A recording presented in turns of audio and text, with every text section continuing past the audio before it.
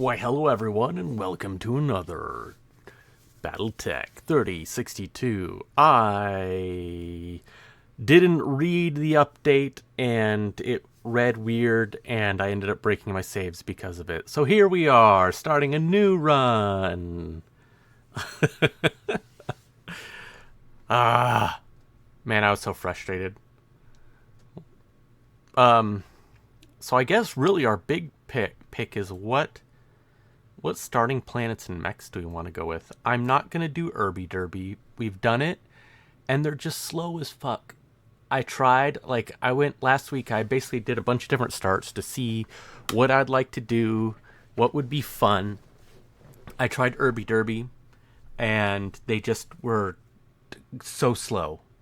I got tired of, really slow mechs, and just the amount of time it would take to actually get them up and running. I just didn't want to deal with that again. I tried melee. While it was fun, they all fucking exploded within the first 2 rounds because having god awful pilots and super fragile light mechs with melee weapons explode. So we've had 2 tank starts so far, which, mind you, is fun, and actually I really enjoy it. I don't know if I want to do it again. Maybe I will try, but not use it solely for tanks, because it takes a long time to start getting some decent tanks, and by then it's a long way. I don't remember what funsies is. SLDF is pretty self-explanatory. Quad mechs, I think we did a run with quad mechs. They're not great. Early on, they really aren't great. We have not done a primitive or a pirate. I have no idea what PAI is.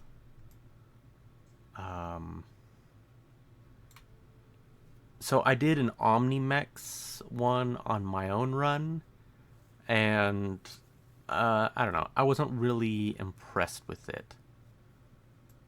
Mercenary, don't know. MC2, don't know. Lights, industrials, maybe. Medium mechs, I've done that, but it is literally a bunch of medium mechs, so you start off pretty far in the air.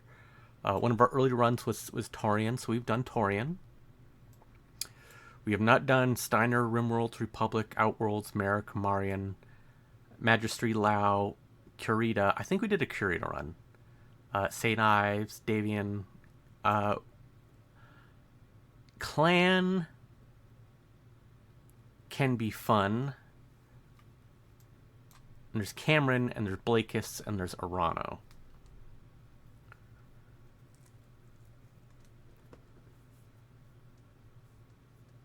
Have we gone Blakis? No, I don't think we have gone Blakis. Merrick is another option.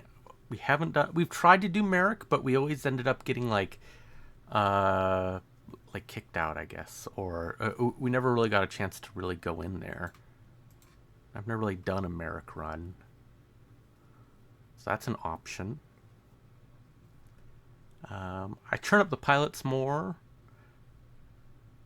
I gave us some more money because I like seeing new stuff, and I like grabbing stuff early on.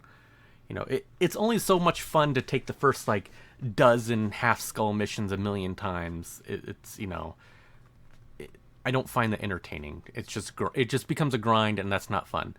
Now, we could turn on friendly fire as something is different. I've played with it a little bit in a bunch of the starts I played last week, and that could be interesting. Maybe we'll turn that on. Big money Merrick Mercs. Okay. Yeah, I kind of like that idea. Salvage normal, generous contract payments. I don't mind having more money because literally, if the game goes bad, it goes bad, and it doesn't matter how much money you have, honestly. And once again, I don't necessarily play for the challenge of having scrap. Sometimes that's fun, but I feel that a lot of times being able to customize the mech into weird, crazy things is more fun than having to, like, suffer through only having small lasers because that was all you could scrounge up.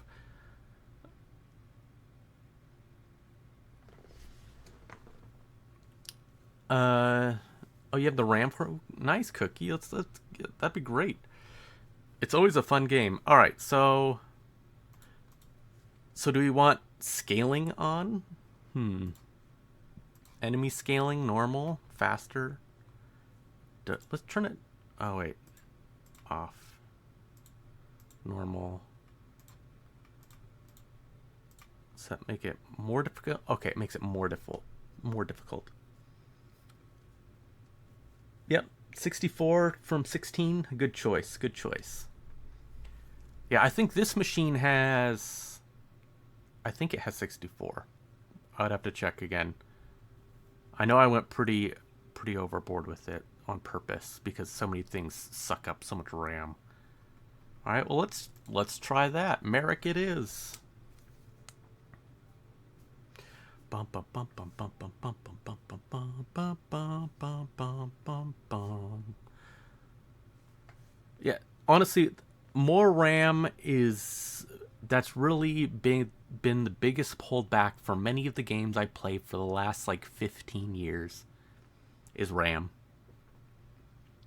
Like you can have great graphics cards and I mean honestly, most of the games I play are older games. One I've been about to okay, we'll get your name in there. One game I've been playing I've been booting up and thinking about doing another run and is Cataclysm Dark Days Ahead. It is an ASCII game, but like sometimes you need a buttload of RAM and processing power to be able to run the gigantic worlds that always run. Kooky 2K2 will get your name in there. Gosh, what else is there? Let's make sure. Let's make sure like DFA is on. Okay, that's on. Great. Awesome. Okay. Those are there.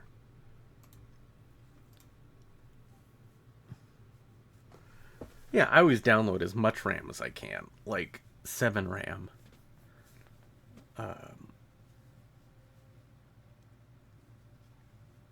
Paladin Star will get you in there. Yeah, I play a lot of older games with mods. Like OpenXCom. It just gets better with age, in my opinion. Just like me, the older I get wrinkly, and the wrinklies I can hide M&Ms. You must be a hovercraft pilot again. You know, I'm kind of thinking I might try and sport as many good tanks as possible. I do like having a good couple hovercraft for quite some time. They make fantastic scouts. Crab. Yeah, if we can get a crab, why not? I like running mechs I haven't seen or played before. Tanks for all of the finish, for sure. Yeah, there's a lot of great stuff. Gosh, what other games am I playing at the moment? I'm playing a mod for Warhammer 3. That mod is it's a Nagash. That's a lot of fun. Being able to play Big Bone Daddy. Yeah, DACA is great. More DACA. Always more DACA.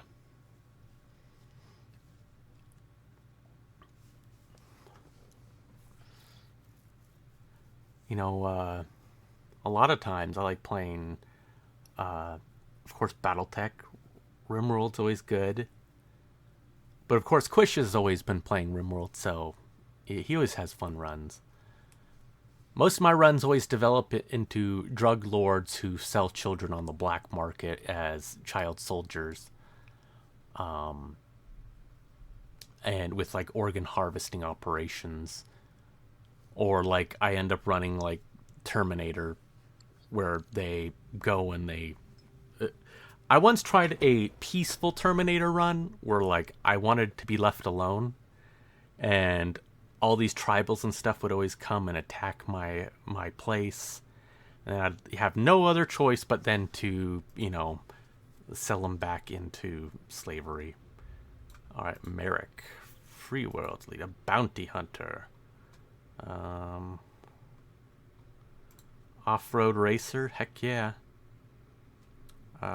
Edit appearance. Go with he. Let's get like way up here. What? Come, narrow. That's just so loud. No. Duncan Fisher here. Bunny here. Chili roll. What's that? I have been called. Let's see what we got. What does DOS want now? No. On the clock. What does DOS... Let's spam. Commodore... What's that? George Ledoux. Howdy ho. Bunny here. God, I was sleeping. There you go. That'll be fine. Let's do, Huh. Oh, look. It's the Punisher. What other faces we got? What's something... He's purple like Merrick. There we go. Call sign sandwich. Yeah, that might not be bad. You know what? Since Aloe was the first, we'll make him Aloysius. Aloysius.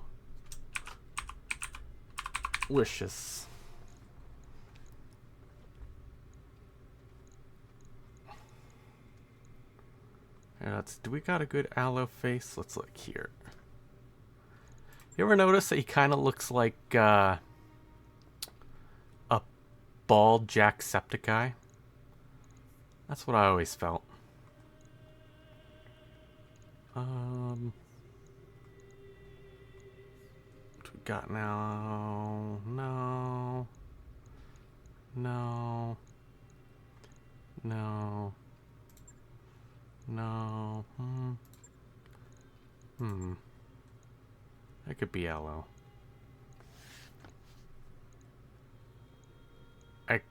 Maybe we should get some game sprites done up. There you go, Merc Life. But like done like it with pit vipers. Yeah.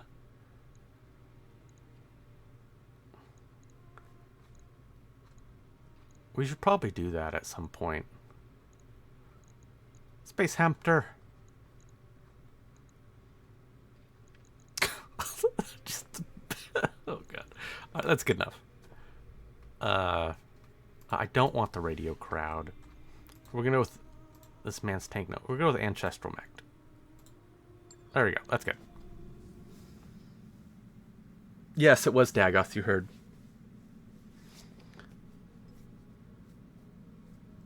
It will be Mewek. Glowy to Mewek. We will have a Wadwick and a Mewek. Alright, laser.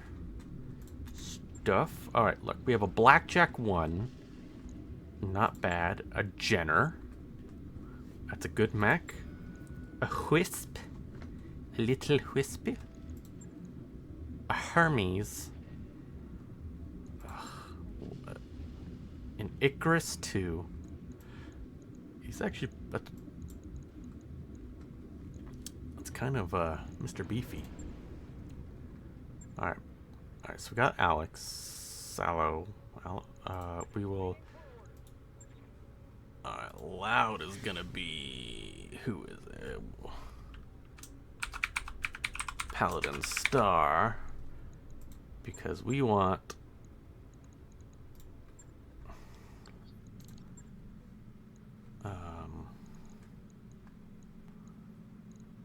Of course, I can't have any freaking...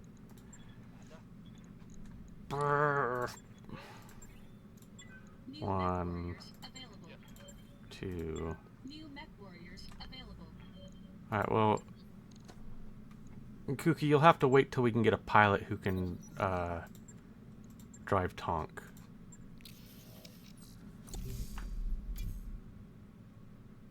Alright, a Whitwer. A Whitwer 2. I kind of have a weird soft spot for the Whitwer.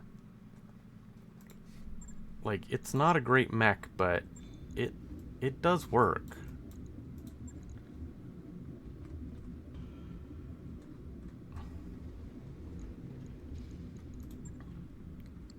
Alright, hiring hall. Oh, no, barracks. So, we will change pointer to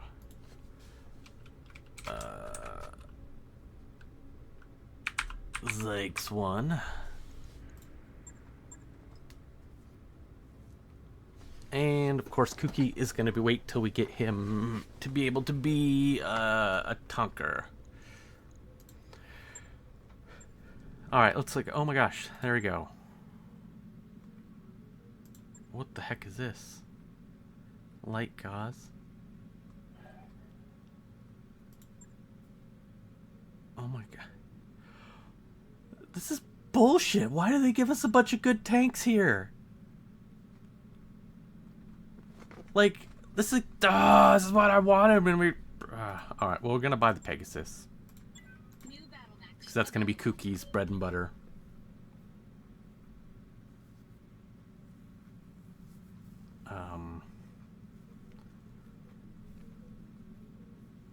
Yeah, we do love Tonks. I really enjoy Tonks. And so... A main gouge. It looks like a Su-185 is what it looks like. Let's buy one. New battle max available. See, this thing has an LRM 15. It's not bad. It's a little bit better than a Hunter, because I think those two ER medium lasers really kind of make up for only have a 15 versus a 20. And it has fast cam in it.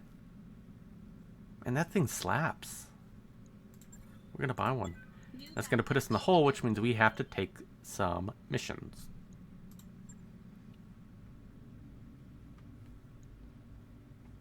A blackout. Yeah, that's fine. We'll do it for mostly for money, because I really need the money to get out of the black. Alright. Blackjack. Icarus 2. Whitwer. The Jenner. Alo's gonna be in the blackjack, because he loves the blackjack. That's totally his favorite. Knuckles. Paladin Star will be in the Whitwer. Zykes will be the Jenner pilot. We only have one tanker. And I feel... Hey, we have a Savannah Master! Hell yeah. We're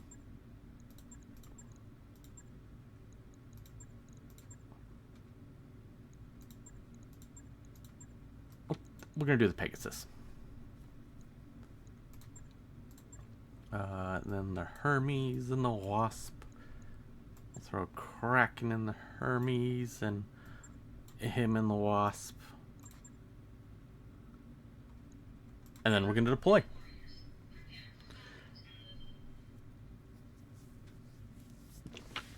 We're going to drop once more.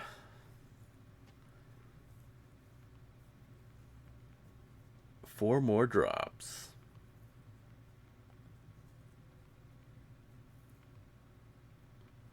Droppity drop, drop, drop and drop.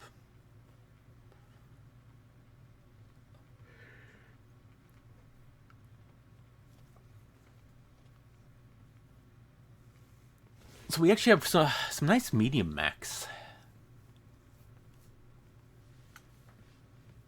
Some good bug mechs.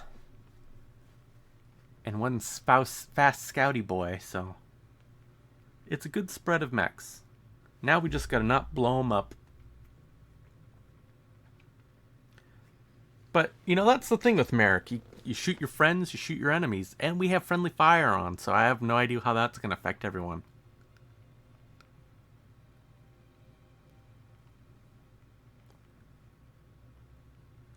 So that'll be fun.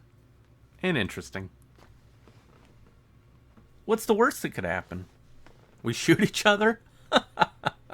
No. No, I don't think so. That sounds like something America would do. Oh, wait.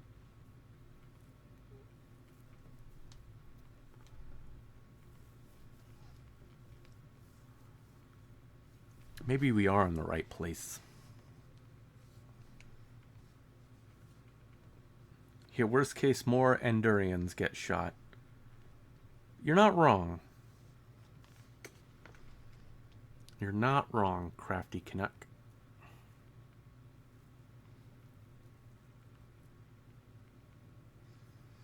At some point, I was actually kind of thinking of running a Mega Mech campaign. Now that one, you can do all the vehicles you want.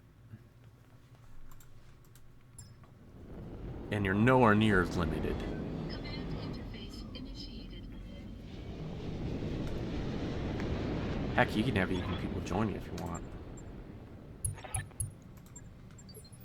Oh, I forgot to update the Garbo. Alright, well, let's make sure we can even head this way. Yeah, okay, it looks...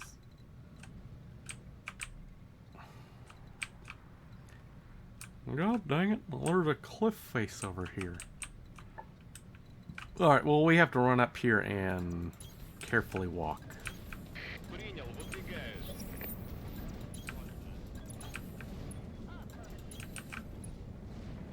Well, that's silly.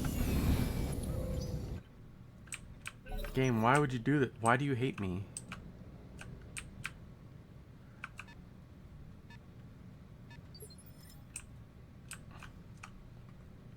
Alright, well, I guess we're gonna go up that way instead. Waspy boy, run up here. Use the sensor lock and see what we have. Bloop, bloop. Another wasp.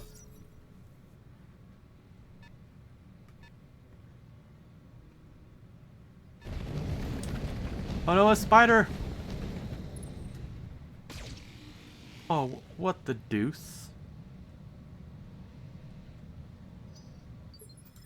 And he has 6 evasion. Oh yeah.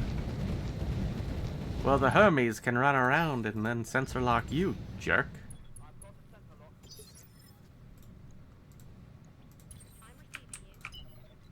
You know, spiders are scary, man. Spider Mark II is the Venom. It's one of my favorite mechs of all time.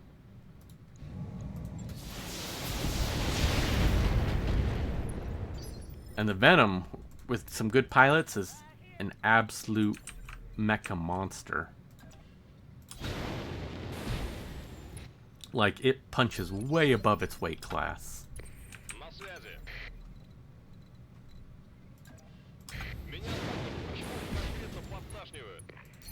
Mr. Aloe.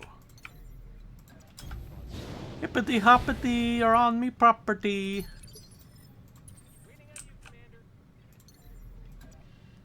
Well, the Whitworth is gonna go over here and fire the... And he's not gonna fire the missiles at 3%. Isn't it the spider with partial wing? I mean, kinda.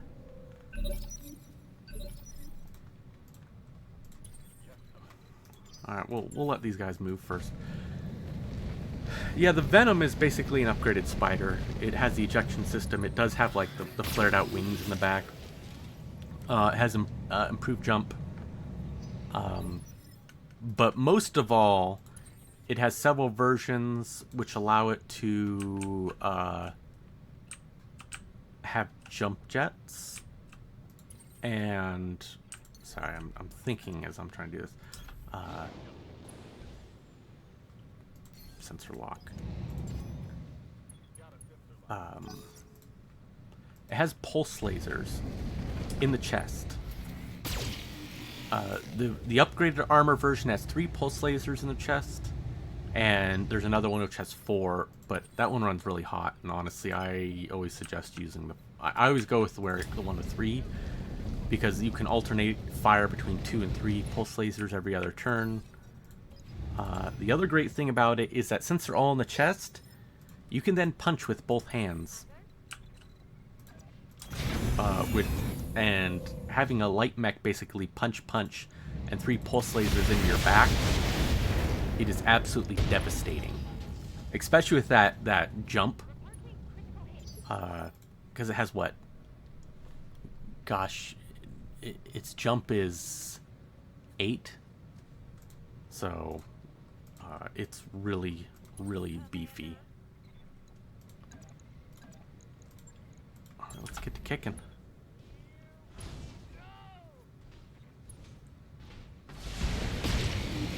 I mean, with that mech, I've gone through certain trials, like in the BPL we did. We had one where basically you had to defeat 3 pilots better than yourself.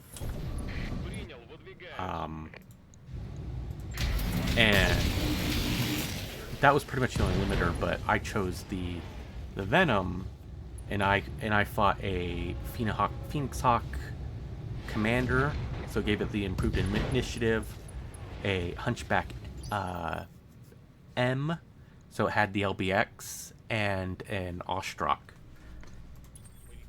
against my Venom, and I absolutely just ripped them apart.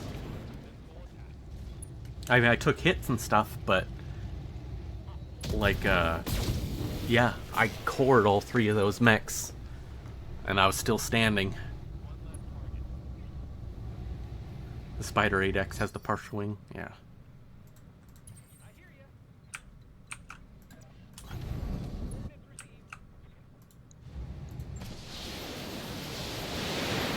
The Venom is very spooky. But me and Aloe were in the tournament together, and I had 2 Venoms. Ralphie No Pants, we will get you in there. And he brought the Spectre and the Wraith, which have jump 7, which pairs nicely with the Venom's jump 8. Well, hiya, Ralphie.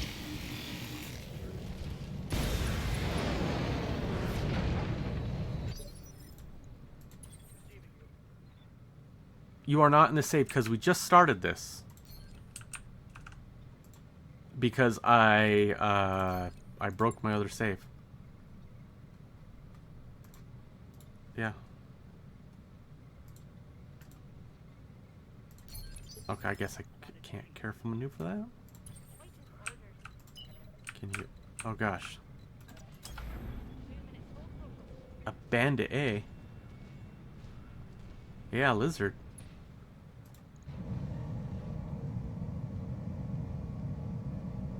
Nice.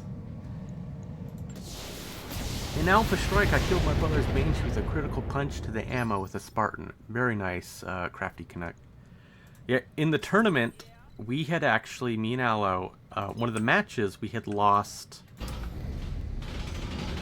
one of his mechs early on. It got battle-teched, and basically the pilot blacked out, and we were fighting 4 assault mechs. And so, it was not looking good. So we were down on points, and so we had to play our 3 light mechs extremely aggressively against these assault mechs.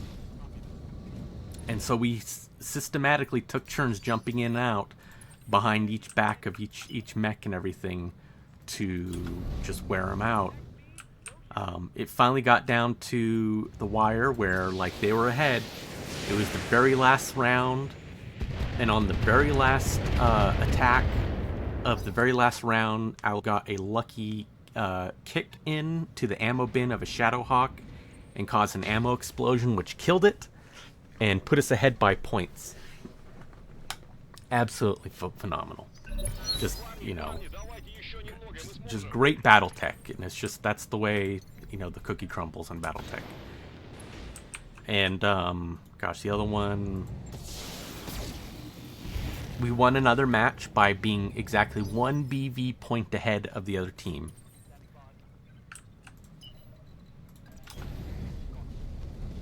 Seven Blue 7, howdy howdy. Yeah, that was a very close match. Now, mind you, we had also, like, we gave the other team an option to basically slug it out with us in the very last match, where we had the advantage, but they still had a chance. But instead they opted to not take that chance, and so we ended up winning that one. 7 Blue 7, no, I updated the game and broke all the saves, so you're not in the hospital, but you will get added back in if you want to put your name in the game again. It was my fault. I didn't look at the update stuff info that said it would break the save. Because, like, basically, they had put, like, in highlight, we have fixed the problem in the game that said, you know, in all caps letters, like, this is not going to update the save, or this is not going to break the save.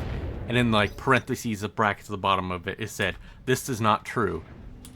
So, like, if you didn't carefully read it and just kind of glance like I did, you would, yeah. Yeah. Craft Connect. I've also killed a Night Star with a DFA from a spider. Don't ask how the spider was, after. Yeah, yeah. Totally understand.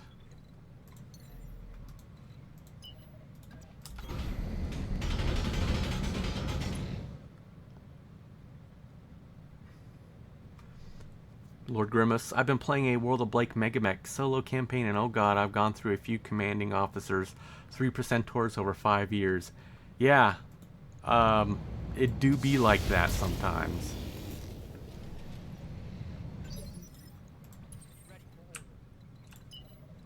Like, I've had some pretty bloodbath. Yeah, BTA 36.2 update. Clanners no longer come out of the tube worshipping unknown gods.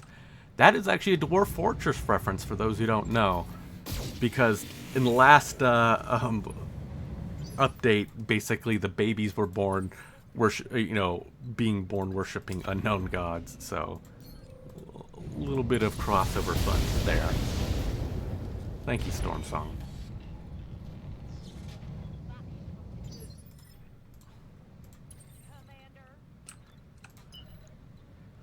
What the heck is that?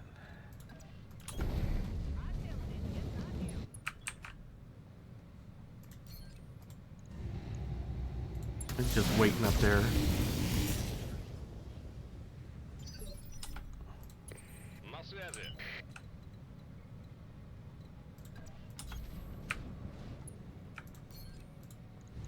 Taka.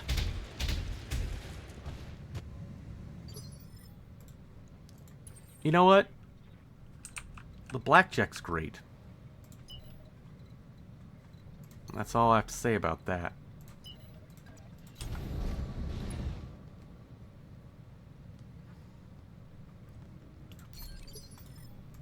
I actually did a Van Zant run once, where I ended up in the general vicinity of where Van Zant actually is located. But that was a lot of fun. Basically, it was the Van Sant Lost Militia. They went on shore. Oh my gosh, look at that. PPC from long distance. Stop shooting my Whitwer. My hips.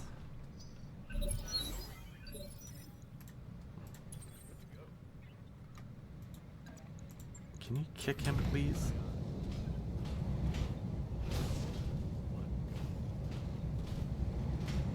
Water break. I don't have any water. I'd have to go get a cup of coffee. I'll do that in a moment or four. We're gonna kick him too. It's a kicking party, sir. Kick, kitty, kick, kick, kick, kick. So maybe I'll try and recreate the Slapjack. The Slapjack has an Ultra Autocannon 20, 2 ER medium lasers, and 3 ER small lasers. finally, man, that's an interesting one die. Which is what we run in the BPL sometimes on MWO, the Slapjack. And the Slapjack was made by none other than the famous Jeff.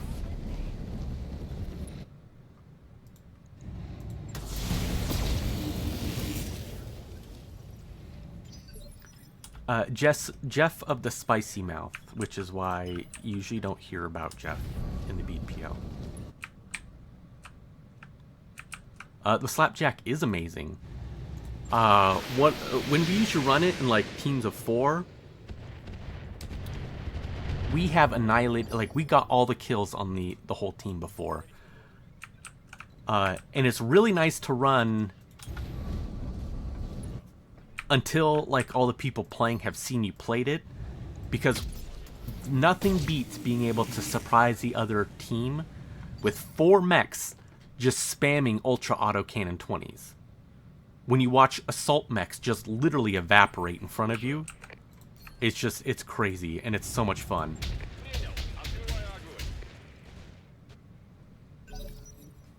And especially, like, we have watched, oh, come on, we flanked whole assault lances, and we just, like, ripped into their backs and just killed them. I think one of the times that we ran, like a slapjack duo, like I got like 7 kills, and like, you know, everyone else got between like 3, 4, like every slapjack got kills. It didn't matter. It was crazy. It was so good. Does the slapjack come with the switch pre-installed? It does have the O for override always on, so there's that.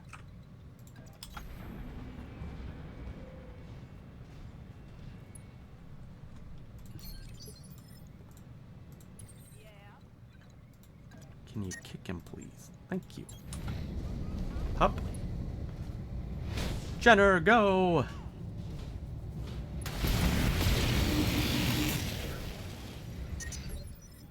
So the Jenner was one of the first mechs that I was introduced to when I played Mech Warrior back in the day as a little kid. I loved the Shadowhawk because they got, back in that game, you got access to LRMs and SRMs, which not very many mechs actually got SRMs back in the original game, and you couldn't customize them. But the mech I actually like excelled at the most was the Locust. And the reason why the Locust rocked was because by endgame you were fighting, Battle Masters and Warhammers and things like that. Well, they couldn't look down if you face hugged with the Locust. You couldn't actually shoot the Locust. He was too far down. And you couldn't aim down that far. And so what I would do is I would just play my Locust, and I'd come up behind and I'd shoot him with my my 1 medium laser and machine guns until I legged him. And I got so much salvage that way.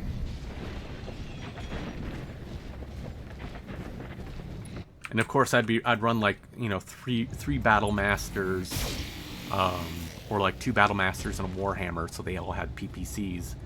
And I'd run my Locusts, and I'd just sit there and I'd just be legging them while my team kept doing, what they could do.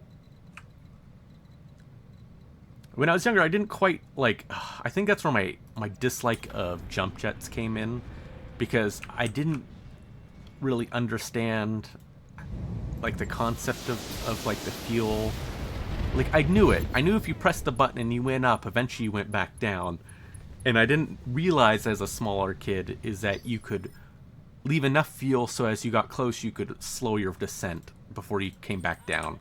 So needless to say that my Phoenix Hawks and my Shadow Hawks lost a lot of legs. And so that always frustrated young me. It's always like, what the hell is this? I don't get it. And so I would be understandably frustrated. But I made the game work.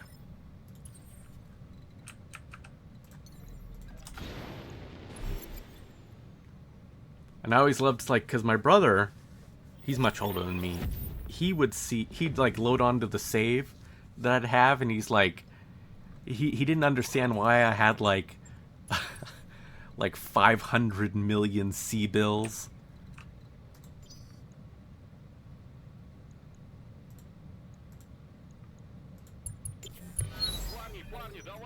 Because I would just collect mechs and sell them.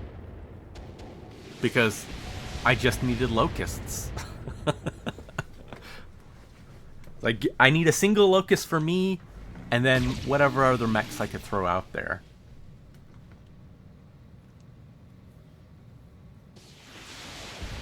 And I liked playing the bigger mechs, but honestly, like, they always took so much damage. It was just cheaper for you to run out a locust.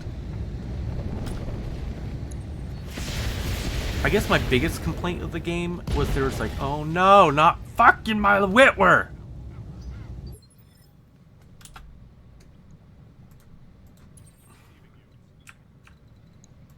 Stupid commando. You made me look bad.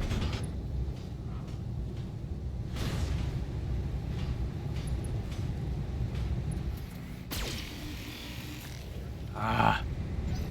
Now I'm gonna have to fix my Whitwer if it survives. Why does it look like I have no on? Oh, now my Icarus, huh? I'm gonna backstab the Icarus too.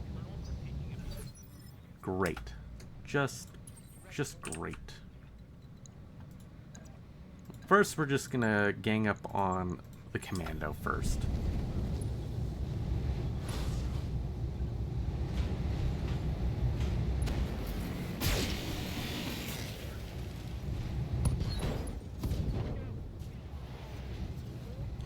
So in my Mega Mech game, one of the mechs I had that lasted forever is I managed to get a hold of a mongoose. And that single large laser on that thing did so much work in that game. No! Leave my Whitworth alone! I swear to shitballs, if you blow up the other half, I'll be really upset. Gosh. Who do these guys think they are?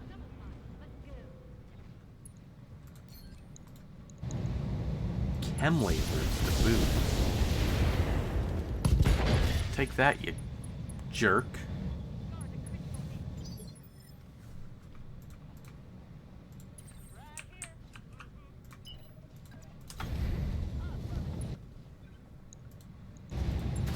Finish him.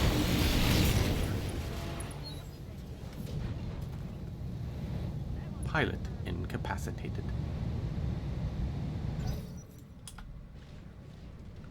No, they have an Icarus too. Oh wait, good. What the hell was that thing?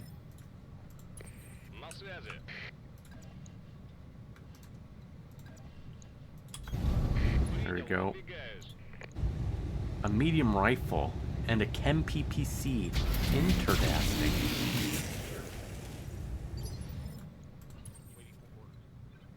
Oof.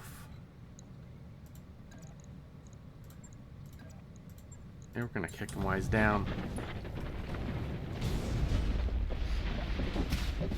I always, like, one of the games I wanted to play is I wanted to play commandos and use them how they're supposed to be used in hit and run tactics in a campaign. And what I mean by that is, let me actually just jump out of here. What are my hits? 27, garbage. We're gonna hit him. Is they have a large laser. And they're reasonably fast, but like 4 commandos should be able to use hit and run tactics in a guerrilla campaign to really punish like other mechs through attrition. And what I mean by that is, so they are constantly just doing enough damage to damage an internal, and then they leave. They don't stay and fight to the death. How you play commando is you slap them with, you have 4 large lasers essentially. You slap them until something goes internal, and then you leave and you reposition.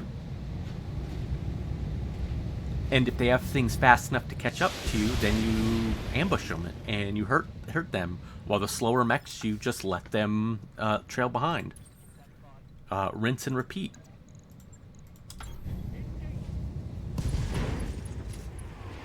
And the goal of that campaign would be to lay your ambushes.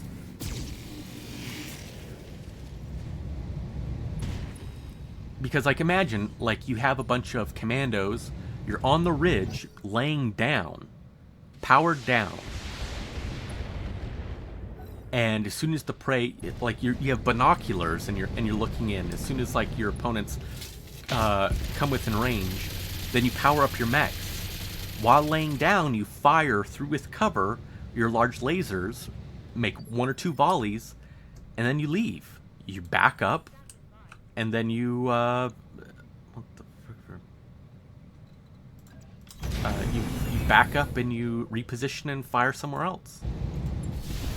You don't stay and fight. Like, I like. That's one of the things when, like, people talk about optimization for BattleTech and like, you got to remember is that in actual warfare,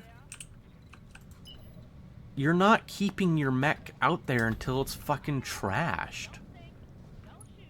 You're only getting a few volleys off before you're forced to, like, get the fuck out of there. Like right here, boom. At this point, the urban mech should be withdrawing. He got something internal. He should not be staying. These guys have already lost half their lance. They should be getting the fuck out of there. Like, otherwise, yeah, you just get this happen to you. You should be using your distance and just absolutely, we're just gonna core them. Fighting using your strengths. Yeah. And that's another, yeah, exactly. LRM-5s and large lasers. When you think about it, in tabletop, LRM-5s don't really make any sense. Like, why? Why would you realistically have any LRM-5s except as kind of like an FU? So here's why you use an LRM-5. Because if you pair an LRM-15 and an LRM-5, it's 1 ton lighter than an LRM-20. But it's the same amount of missiles. Statistically, that's why you take them.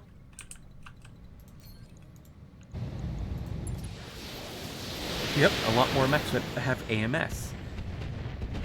A lot more mechs would have,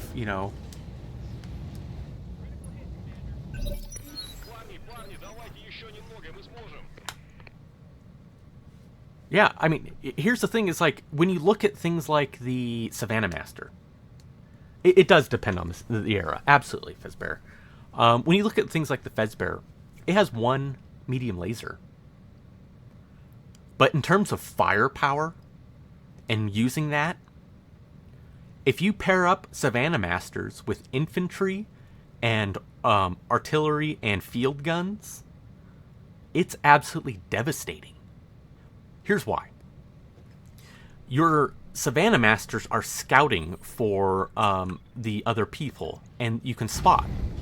You're using that high evasion to be able to spot, and then basically anything with LRMs can then get, then you can spot for it and then just launch LRM-5s. Cheap. Yeah. LRM-5 with smoke. Great way to blind your enemy. Also, think about it this way. You can use that smoke and hide your fucking, your field gun AC-20. Imagine that. They don't see... You're smoking an area. So, like, say, a corridor in a city. You smoke that corridor, and you have an AC-20 field gun. If that field gun is... It's almost always outranged by everything else. And that's one of the... It's like, why do you have an AC-20 field gun? Because in an open field, it gets wrecked by mechs. But you pair it with something like that with AC-5, or an LRM-5 with smoke, They never see it. They just see you smoking an area. And so when one hapless mech walks down that narrow tunnel, you know, it pierces that smoke, and all of a sudden, boom, an AC-20 field gun within 3 hex of you. Now you're like, oh my god. Pair that with infantry and battle armor. You now have this incredible ambush for a heavy piece of machinery. And you've just done it with a lot less battle value. And that's how I think, like, if you were to run a BattleTech, like, campaign... Yeah, most mechs would have laser weapons, runs down your risk of ammo explosions. Yes, I can see that, but here's also where it comes in, is logistics. Not everyone can replace those lasers. Some of those, like some of the regions you're fighting in, it's a long way to get new medium lasers or whatever to replace the ones. Or say you're in a backwater and you just can't have it, you know. But it's pretty easy, it's pretty cheap and easy to replace a lot of, like, a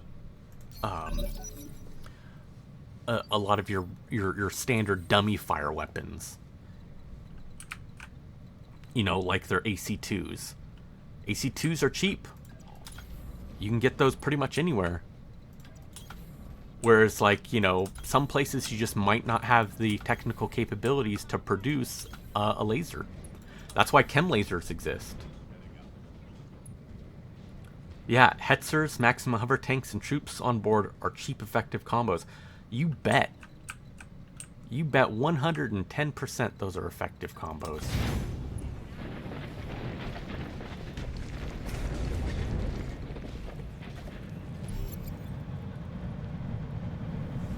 Like, one of the reasons why in BattleTech you don't do combined arms is because a lot of that is lost. And they can't, you know, they can't afford aerospace and tanks and mechs and all that other stuff together. Exactly, that's where you get the whole lost in multiple succession wars. And you gotta remember, like, think about it also like this. Is a lot of planets may only have like a few 100,000 people. Because the atmosphere is so toxic. Like, this world here. There's some trees and stuff like that, but maybe agriculture is just really freaking hard to be able to produce. So you never get a huge population. And like a lot of places are backwaters. It wasn't until the Helm Memory Core that they started getting things like crop rotation. That was specifically cited. They didn't have crop rotation. They forgot about it. That's big.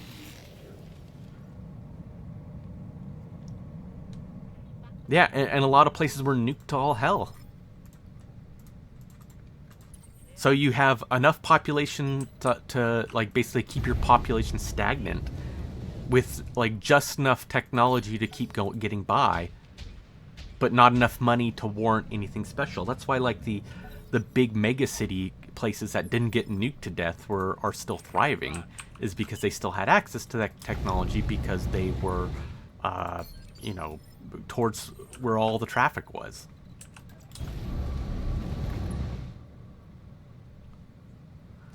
Exactly. They didn't have the units for that, and that's why like pirates and stuff like that were so devastating. While the knight errant idea for your mechs were so, you know, passed through generations of families, is because no one else could field it, and like you were basically like kept yours through spit and vinegar, you know, piss and vinegar, and like if you ever lost that mech, your family was done for. You just didn't get another mech. That's why they invested so much in your mech warriors back then, is that they knew all sorts of hand-to-hand combat. They were like, you know, from birth they were trained to be for any situation because they had to be. If they didn't, losing your mech, it ruined your family. You were no longer like nobles. You were a nobody.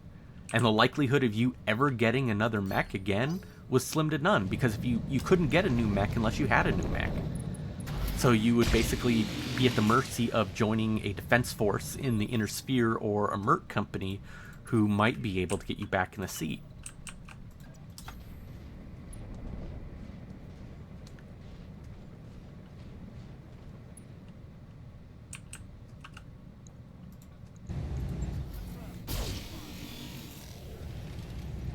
And so I think like some of the prime ways to play BattleTech is just through attrition war, because that's what a lot of BattleTech was and is attrition war. It's not these slugfests that we do like in this game. You know, these are just like, you know, it's wholly impractical.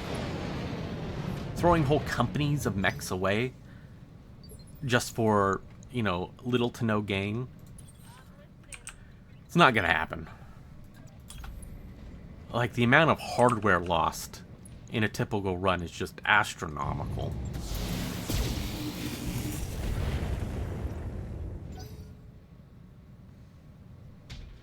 Heck, like, reading, like, the Grey Death Legion, they had infantry. They had, like, a battalion. They had, like, oh, shit, that's a hatchetman. They had, like, a battalion. They had, like, 500 infantry.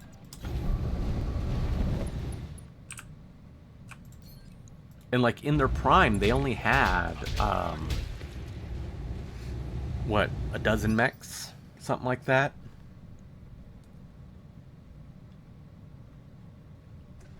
Yeah, which is exactly why they mainly applied for small numbers of tactical fights. But another one is not just small numbers with tactical fights, but they hired mercenaries. Why expend your guys when the other team could expend their guys? I like that 90%.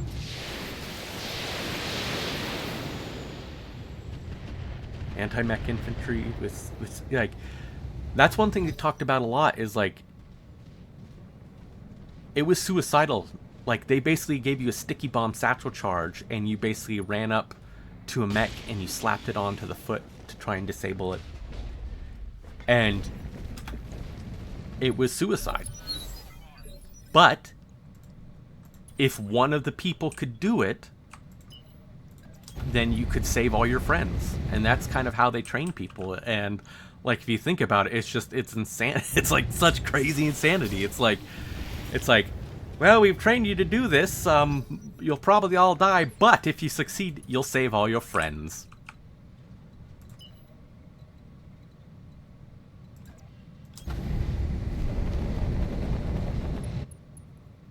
Yeah, and if you got to cripple the mech, then you got a chance at getting that mech.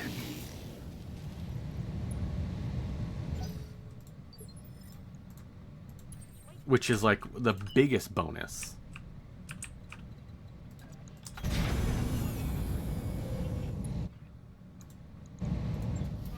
I mean, if you look at like Fallout, or you look at you know, Skyrim, and you see the bandit attacking the, you know, the Dovahkiin, and you think, why are you're going to die? You're like level 2 and that guy is like, you know, skullfuck murder face. Well, the thing is you have enough money on you, on that 1/1000th% of a chance. It's like winning the lottery if you're able to kill that guy and get his loot. That's so crazy big that most people would be willing to take that risk.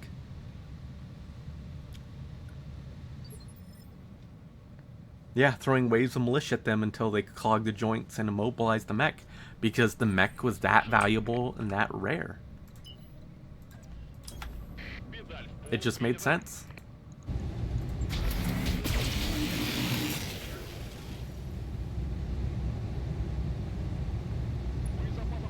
Yeah, logically speaking, they're like starving, plus you just saw them fight a dragon. Logically thinking they'd weaker than before, maybe injured. Yeah, kill the meat, save the metal.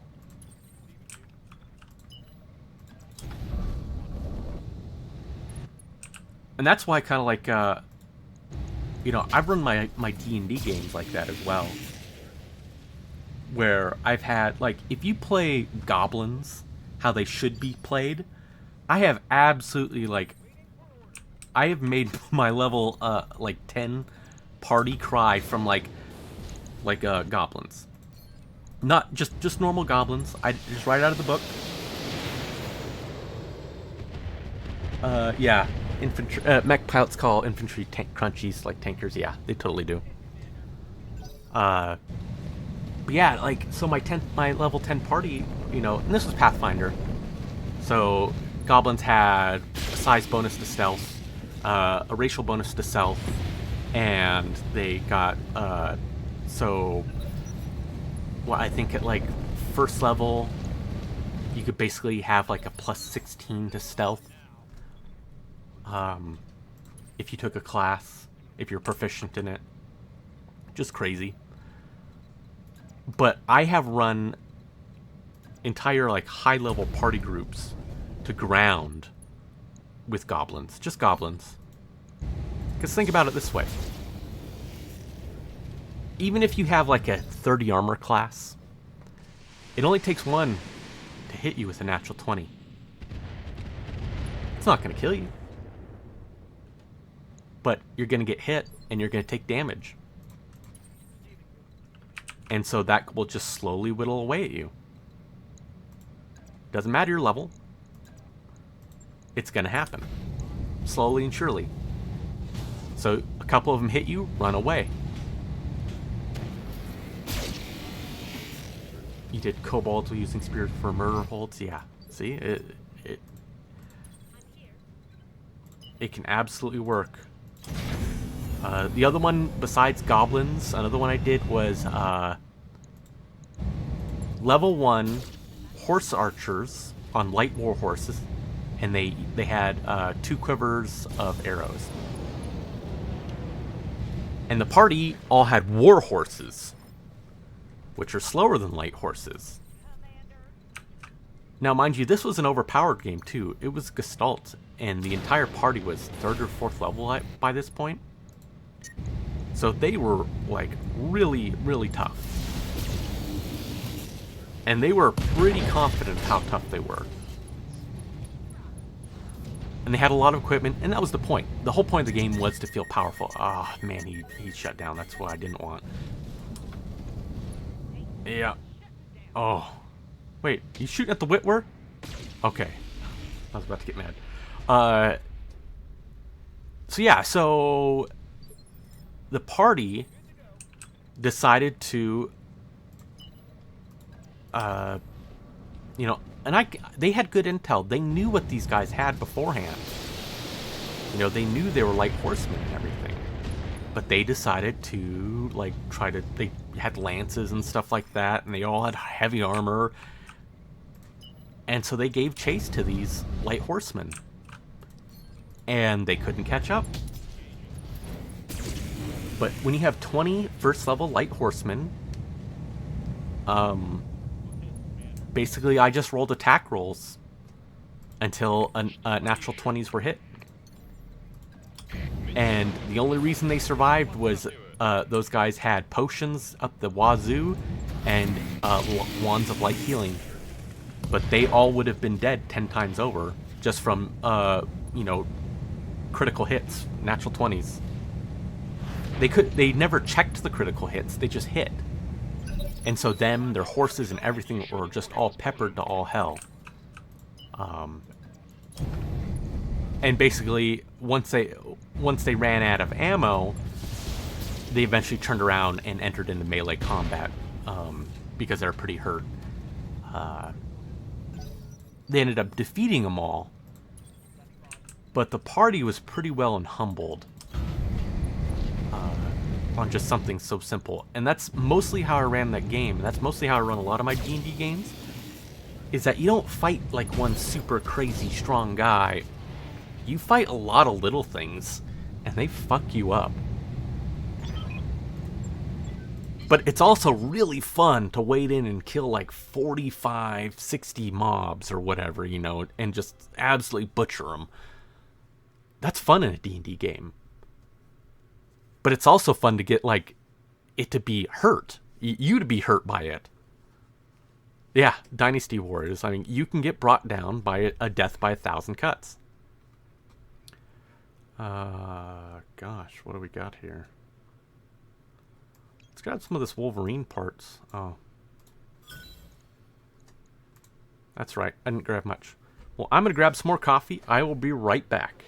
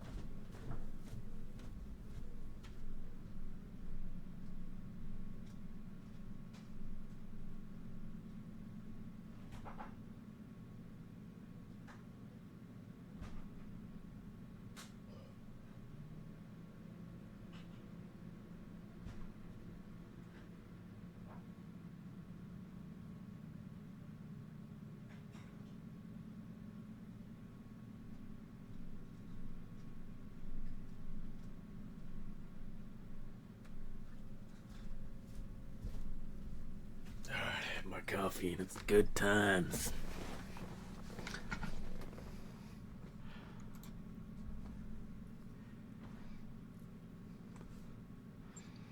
You hate BTA battles against all tanks, they body you so much. Yeah, they're tough. Tanks are scary.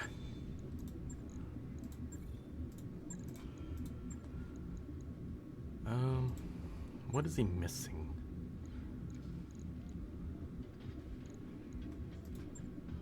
Just a low arm actuator. Okay, well, I mean, that's easy to fix.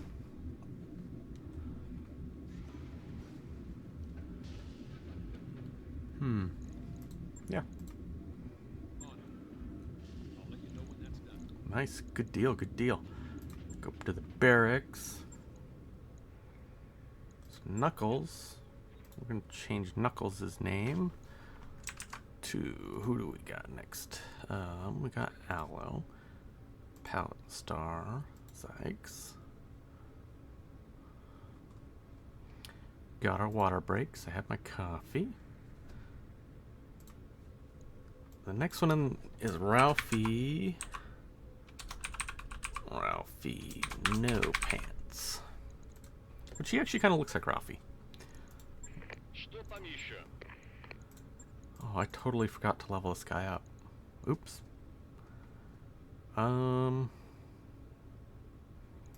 Let's have him be a punch bot. Sure, movement. Yeah, that's fine. Blaze.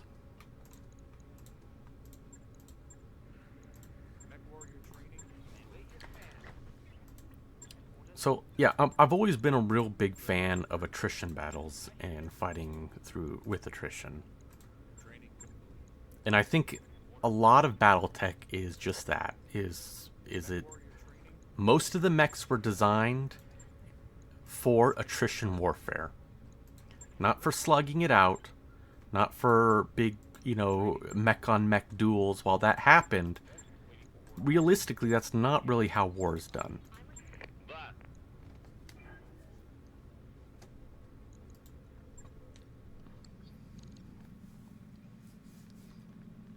Currently, my character's mech is an Axeman and Stealth Armor and TSM. Nice.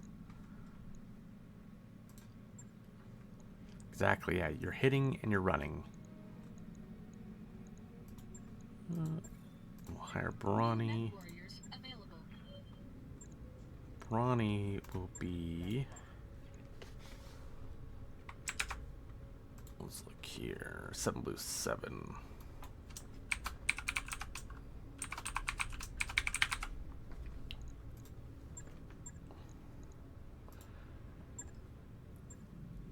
Rotary AC5, yeah. Alright, let's look. What other good stuff? Anything real good in the shop?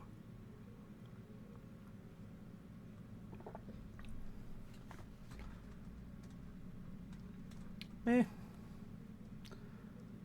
Silver bullet gauze ammo, but I can never find silver bullets.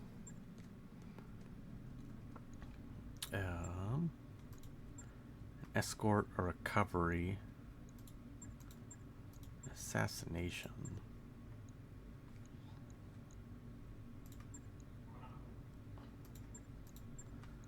Well, we'll do this. This one's worth actually quite a bit of money.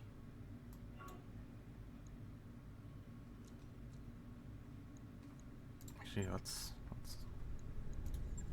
purchase some of that. Anyway, money.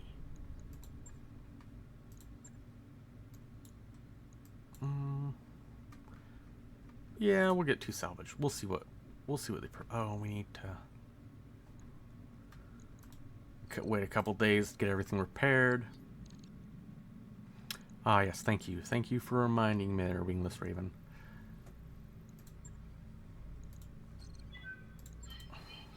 Captain quarters, stop. Customize company. Let's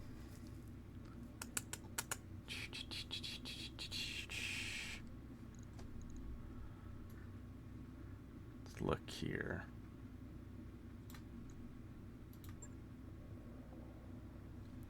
So that's actually native art from the Pacific Northwest.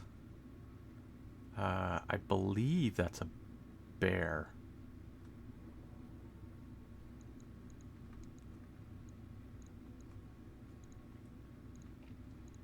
Let's see what looks fun.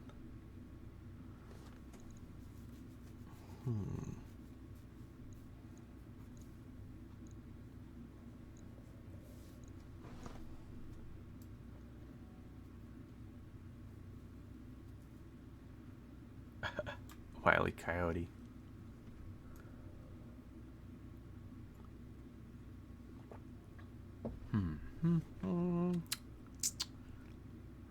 Ba-dum-bum, ba-dum-bum, bum-bum. Ba-dum-bum, ba-dum-bum, bum.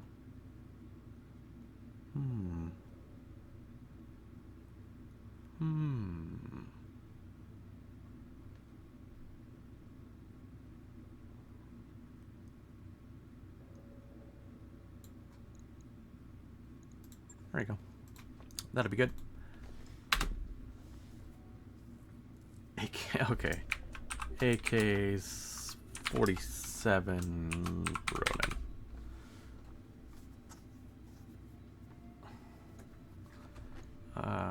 Well, then it's gonna be my favorite colors.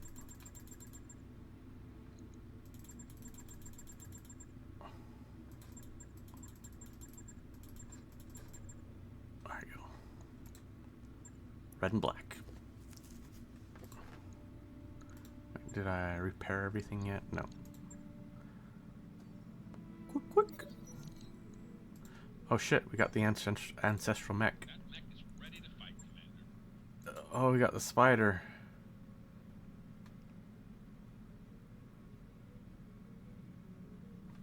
I don't have room for it.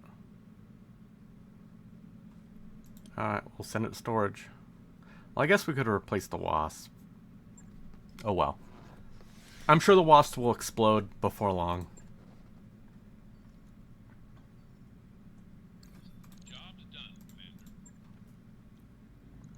It's a risk I'm willing to take. Yeah, we'll accept. Everyone up and ready? We're good to go. Of course it's a wasp. Of course it's gonna explode.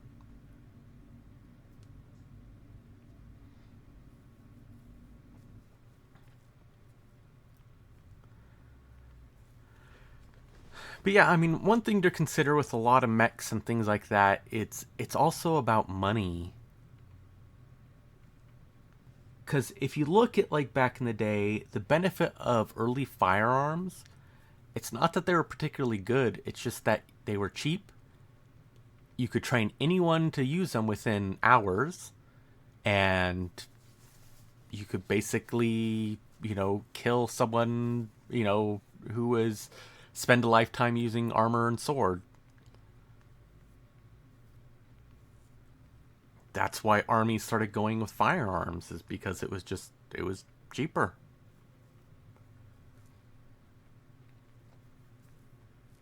You could field a lot more people with guns, and you could lower your requirements. You didn't have to be the strongest. You just had to be able to march, and that was pretty much it. March, reload, fire. That's all they asked of you. It didn't matter if you were sickly or whatnot. Anyone could be a soldier.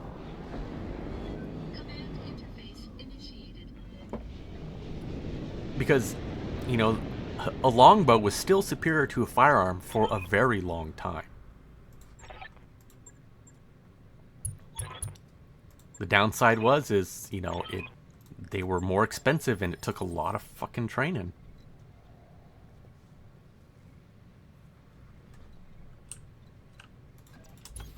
Принял, выдвигаюсь.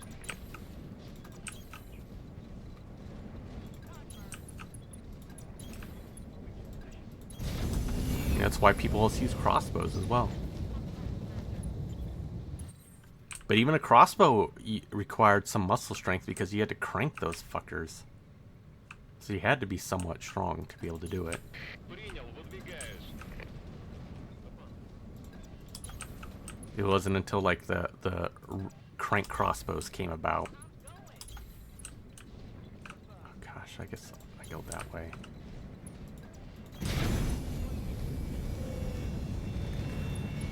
Yeah, English yeomanry had English. The difference was England, you basically had to spend one day out of every week learning to use the longbow, or training to use the longbow. Every man of certain age was required by law to.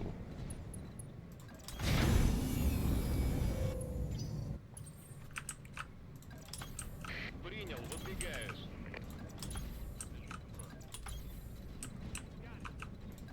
And there's writs in that. It was actually, you can actually look up the old laws and stuff. They banned football about it, yeah. Принял, выдвигаюсь. I mean, all that was recorded, so it's not like it was any big surprise.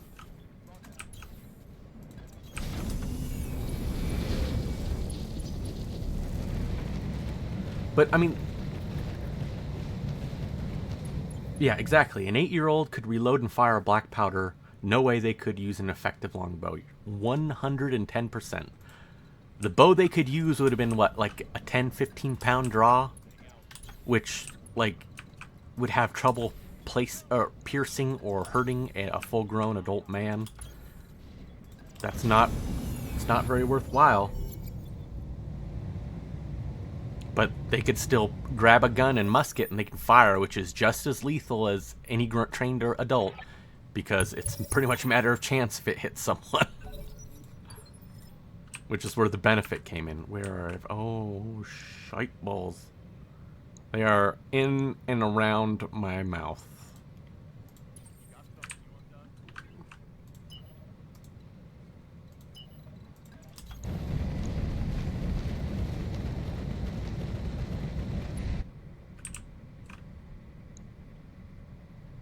Firestarter, Commando, a Panther. Is that another Panther? A Dig King.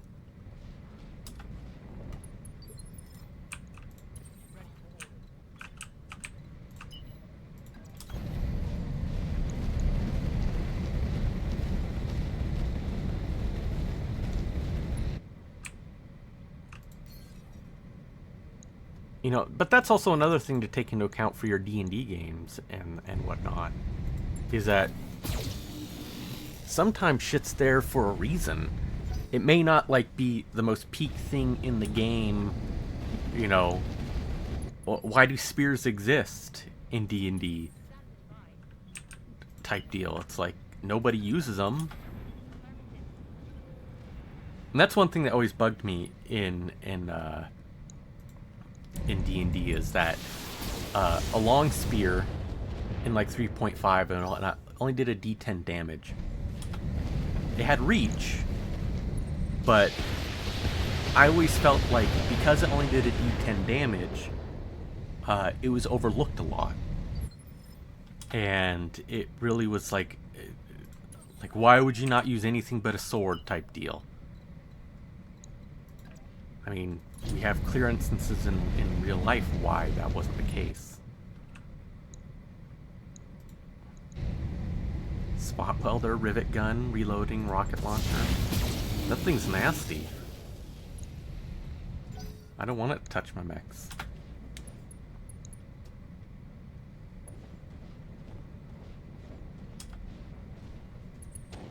Oi! Don't touch me! Don't touch me.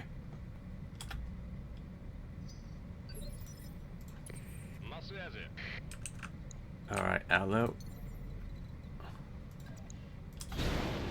Get behind him.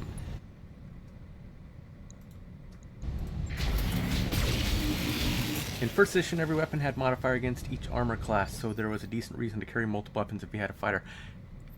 Yeah, no, absolutely.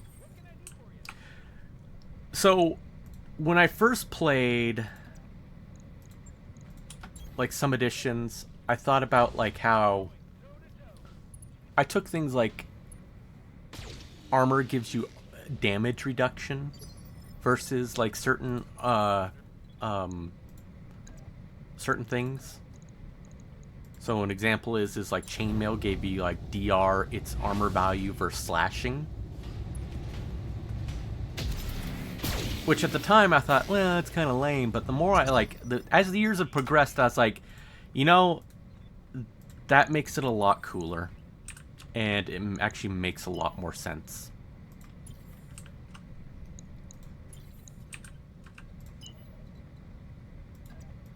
I've shined to more weird things like that.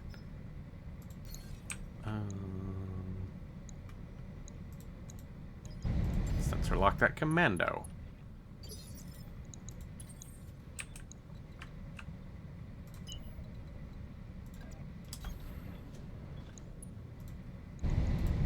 Lerms. Yeah, D&D is run as a series of one-on-one duels. There's very minor buffs for outnumbering, but no massive negative for being outnumbered. You're right. You're absolutely right. 3.5 tried to deal with that in giving, like, flanking bonuses and swarm bonuses, stuff like that. They had a bunch of, like, feats which allowed you to basically, if other people had those feats, you get even bigger bonuses. Cooperative feats is what they were called. Like, and if you had other people who were there to help you and do that, they got really disgustingly powerful. The problem was that if you were ever separated from the other person that, you know, you did that with, you were in trouble. Like, just simply put, you were gonna have a bad time.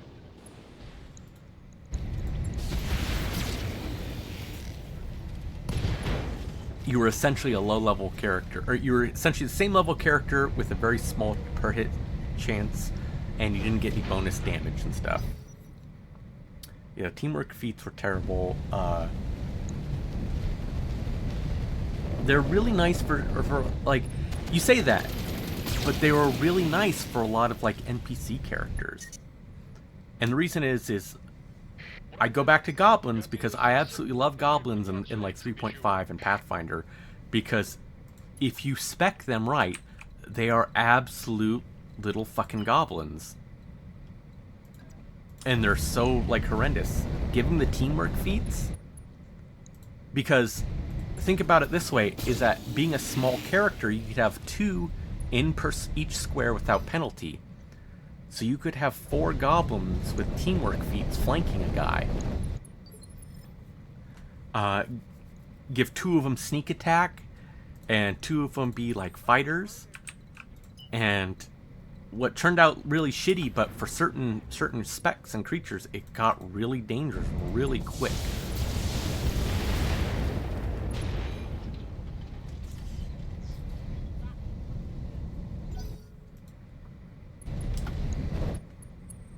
And like I said, oh, the wasp's exploding. I believed about attrition.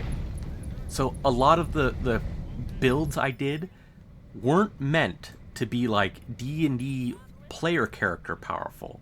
They were meant to be D&D nickel and dime powerful for the monsters. And that's how I built my monsters. Is I wanted them to be scary in groups. Not to be scary against, like, you know, one-on-one. If you were facing them one-on-one, they were trapped and they had no other way to fight you except that. That's the way I felt about a lot of my monsters. Is that if you were fighting one-on-one, then the players had been turned invisible, or they had captured them, or they cornered them. It's like they set up the scenario so they would fight this monster one-on-one, which is perfect, which is like, it's what the players are playing to their strength, and absolutely should be doing that, and I encourage that. That's exactly what you want to see.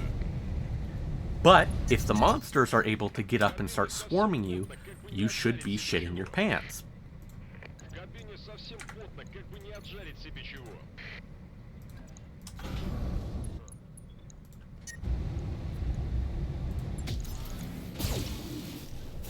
Ooh, what a slobber knocker.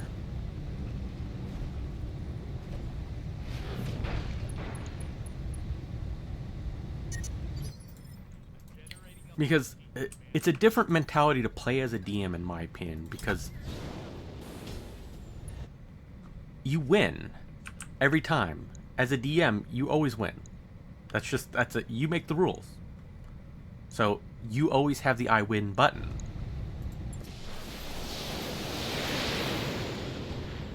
So you have the whole world to make as the challenge. And the players are the superheroes of this world. And that's the way I play it, is that they should look and feel like superheroes. They should be one-on-one very, very tough, and, you know, they should kick a lot of ass and whatnot, but it's up to them to be able to put all the odds of the world in their favor.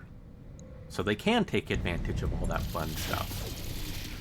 And if they don't, then they could be subject to getting hurt by that world.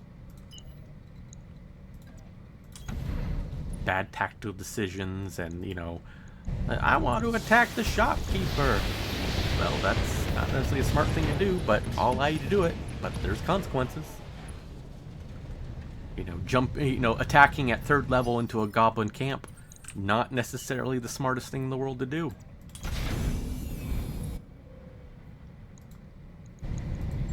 You know, but it's really, players are inherently, like, suicidal in any game system, because they want to get in there and they want to fight. Battletech is really great at balancing power,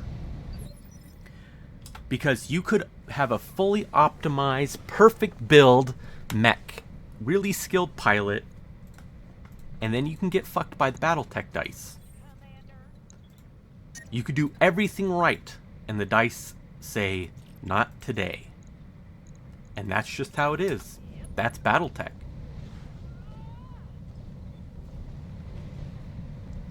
You know, and so one of the things about playing Battletech, ugh, that's twice the generous shutdown. Oh no no no no no no no no no no no, leave me alone.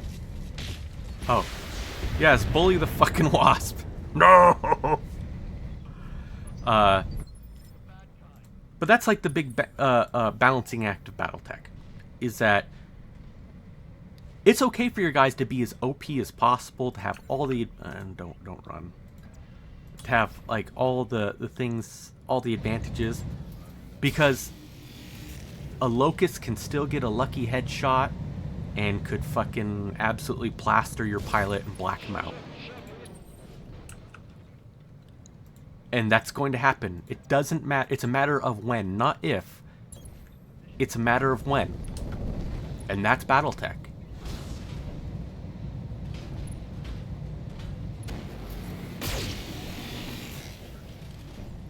Yeah, I lost a Galaxy Commander earlier today in a different solo Mega Mech game.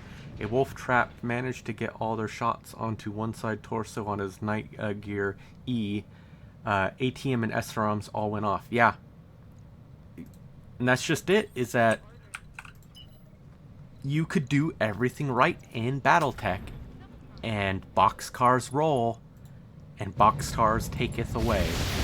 And there's just simply put nothing you can do. But that's also like real life. The way I see it is like, you could do everything right, and a random stray bullet can come and take your life. That's just the way it is. It sucks, but that's how you play. And that's okay. But that's why you do those hit and run, you know, tactics. Yeah, that's just the way it is. And that's okay. That's cool. And that's one of the reasons why I think people play Battletech still, is they get that feeling. And you notice that a lot of people who don't like that feeling don't end up sticking with Battletech. You can tell the people who are tryhards, who just want to win, versus the people who actually enjoy the fun of the game.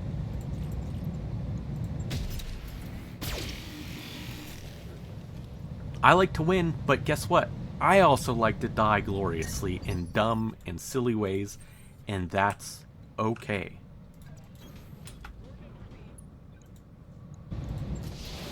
Yeah, the randomness is the fun.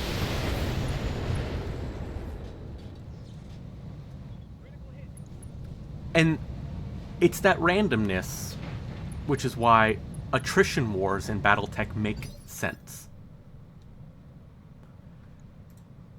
And it's why it makes many mechs absolutely devastating if you use them in attrition wars. Here's an example. Once again, we'll go back to those commandos. Why wouldn't I keep laying ambushes until I got a lucky head hit on an assault mech and took it out of the game? I'm using my severely underpowered mech in comparison to you to harass you and hopefully get a lucky hit. Now, statistically speaking, that's not going to happen. Statistically speaking, they're probably eventually going to get to their objective and take out the whatever it is their objective is. And by then, it's, you know, up to that lance to try and counteract that and do something to stop it, either cause like an avalanche or, you know, whatever. That's part of the, you know, how the game works. Yeah, it's better to go out trying to do something. Like I said, and that's what's great about Battletech is like I said, one of our matches, we had lost. We were down, like we had our little, you know, piddly ass light mechs against assault mechs, and we lost one of our light mechs right off the bat. Statistically and everything, you know, Battletech wise, we lost.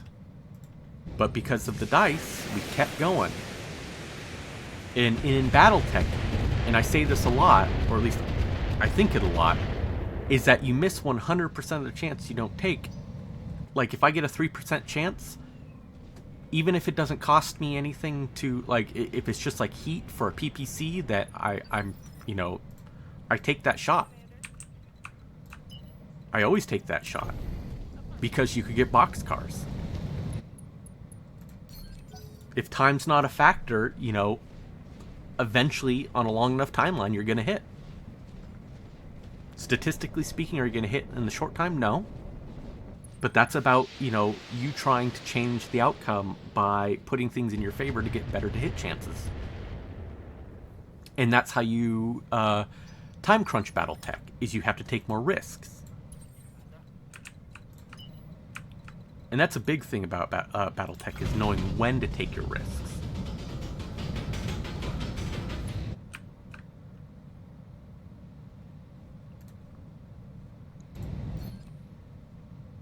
Precise strike on that. What's that? Yeah. That locust.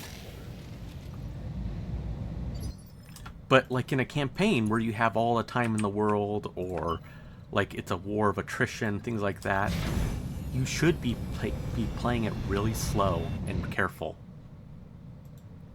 You shouldn't be doing big slug matches.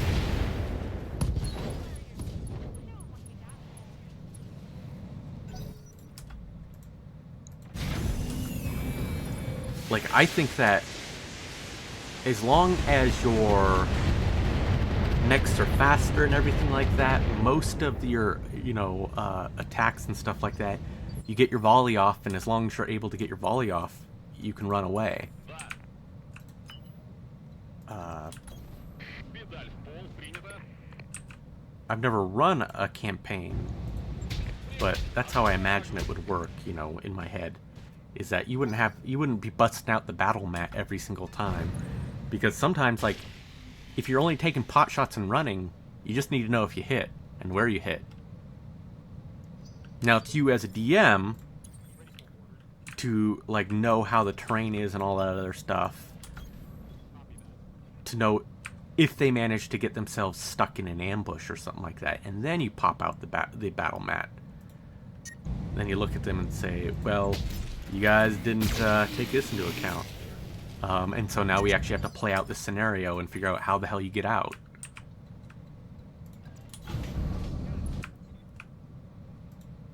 Or sometimes, like, if you read a lot of the books as well, the reason why they have those slugfests is because they're like, well, we have to stop them or they destroy this town. Or we have to stop them because they're going to destroy, like, they're going to get off world or something like that. So they have to stay and fight. They have no other alternative but to be there and do what they're doing. Because if they don't, then the enemy wins. So that's a time crunch.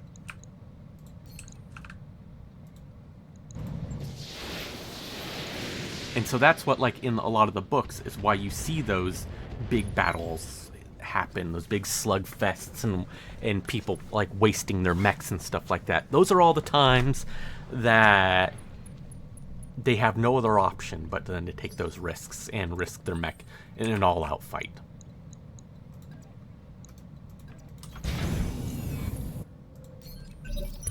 But your average day-to-day stuff, no, that's not how most of your Battletech fights is going to work.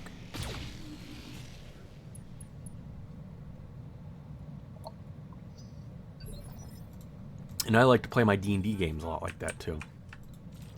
Unless it's a module. If it's a module, then I like to play it like that. But I also tailor all to my players and what they expect. I think that's a lot of fun. Knowing what your players want to do. I think that's important. Because it's about fun. You gotta make sure everyone's having fun.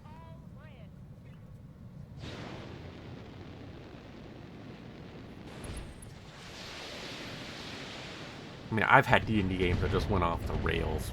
And when I mean off the rails is, like, not in a bad way, but, like, let's stop being adventurers and let's, you know, build up this town or whatever. I want to be the mayor. Okay. I am okay with games like that. Like, that doesn't hurt my feelings at all. As long as everyone is on board and that's what they want to do in the game. That thing was actually scary because it had like 5 MRM-10s.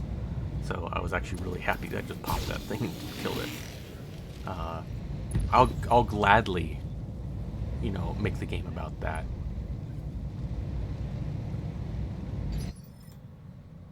And that doesn't hurt my feelings at all. Like, I know some people get, like, butthurt that their campaign is not what they wanted, but I'm like, that's not how it works, in my opinion. For a lot of D&D, it's about what makes the players happy.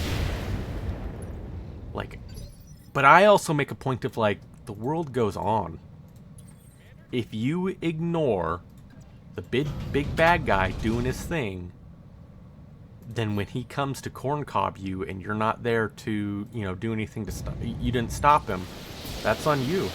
You guys chose to be a farmer or whatnot, and so now you have to deal with the consequences of being a farmer versus, you know, being a level 5 adventurer, and now you're only like a level 2 adventurer, so you're in a lot more difficult of a situation. But I think that's also fun in its own way. I think that's really interesting. But I'm also, like, a big shocker. I talk to my players, like, what they want. And I've always wanted to let them know, it's like, yeah, you guys can absolutely do this. And I'm okay with that. But I let them know about the possible consequences as well. I usually keep it pretty ambiguous. I always throw in, like, one of the real possibilities which could happen, and about 10 other, like, things which could potentially happen. Not necessarily will happen, but, like, you know, that could happen. And some of it is like, this is going to happen if you don't do this. I just don't tell them that that is what's going to happen, but I just leave it as one of the possibilities.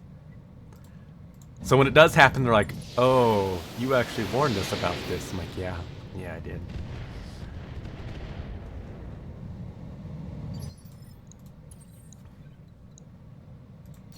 But that's also great because it can be applied to Battletech. Tabletop, campaigns, things like that.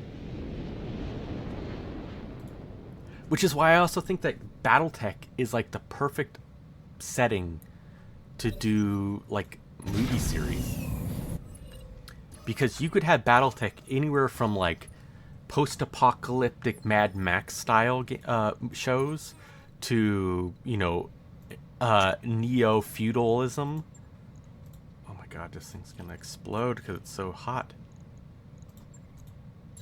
To just full-on actual, like, you know, futuristic Battletech war companies and companies of mechs and stuff. So you could literally also have, like, politics where, like, it's people and people and, like... Oh, no!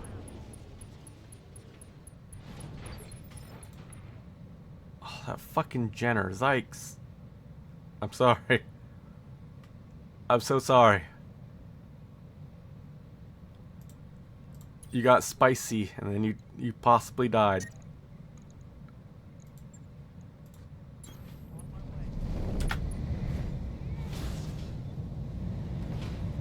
Yeah, I can. Hey, remember that guy you spared and ransomed the mech back to?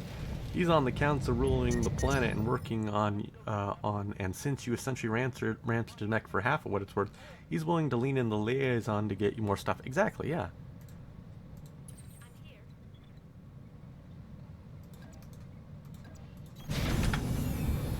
Battletech is like Game of Thrones, but futuristic and robots.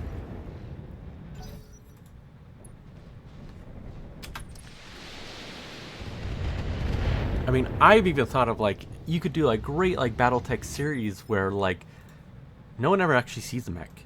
You could have dramas where, essentially, like, it's about, like, the crops dying. And, like, nobody knows it's, like, what the hell it's about. It's, you know, they just know that it's a good, like... If you ever watch, like, Earth 2 or shows like that, Yeah, humanity flounder. Yeah, it's like you're watching people struggle and survive, and it's about the drama of that. And like, there's plenty of shows which that totally worked, and people like got 3 or 4 seasons of that stuff back in like the '90s. I mean, look at like Star Trek and like Deep Space Nine. Связи. They weren't on a ship, they were on a space station. A lot of it is just politicking, them at the bar, and like the normal shit they do. Like same with like Babylon 5. Yeah, there were ships and stuff, but a lot of it was just like, it was like sitcom stuff. It was people being people and the drama of that. В кабине совсем You can do that with BattleTech, and then it's really not that expensive to throw in shit later on once you get enough popularity. But like, that's how you make BattleTech work. Is you don't sit there and spend all your budget on big stompy robots all the time. Sometimes it's just fucking cool. Imagine one show being so much like Fury, where you're literally a tanker crew in like a ground pounding war with like these old pieces of shit machinery. Oh my god, this thing's going to,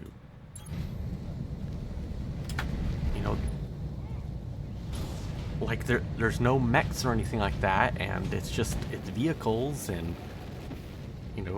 you could even like be on, like I said, a post-apocalyptic like world where everyone's Mad Max, and like Comstar no longer stops by there because they're like, there's literally nothing there for us. Why would we ever bother this shithole?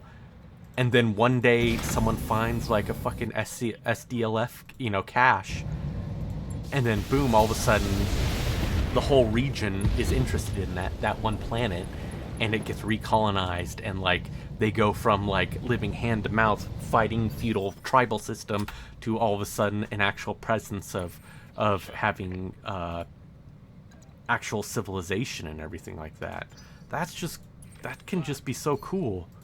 Imagine like the whiplash that would have in a movie setting, like watching like 3 seasons of this Mad Max style show, just for them to like find a an SLDF cache, call for help, and fucking Comstar comes. Yeah, they take the SLDF cache, but like they have reason to stay, and like people are uplifted, even though it's like not even Helm core technology. It's enough to where like people can farm again, and a ship actually comes like once or twice a year to help people, and then like the whole series changes because not everyone's all living hand to mouth anymore, and like old grudges are set aside because they can actually like, they're not fighting over resources anymore, and it just changes the whole dynamic and all its character growth you could have.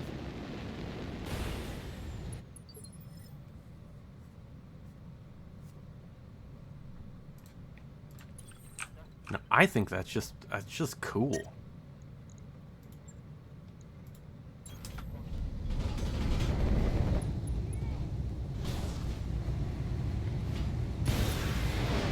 Flame on. Like, I always had an idea for like a game, a BattleTech game where Mission successful. it was a mercenary group which basically fell out of favor with the whatever house they were working for, and basically get hunted down, and so they jump to like a very sparsely visited system, and they try to hide out on a planet that was like basically scorched back in the day. Oh, F for Zykes. He actually died. F in the chat for Sykes. Sorry, Zykes. The Jenner failed you. Yeah. It blowed up. It was that SRM-4. They cooked off and killed it.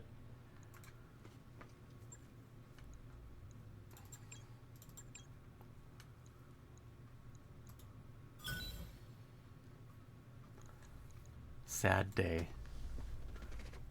It, normally, Jenners work pretty well for me. I guess it must be cursed for you.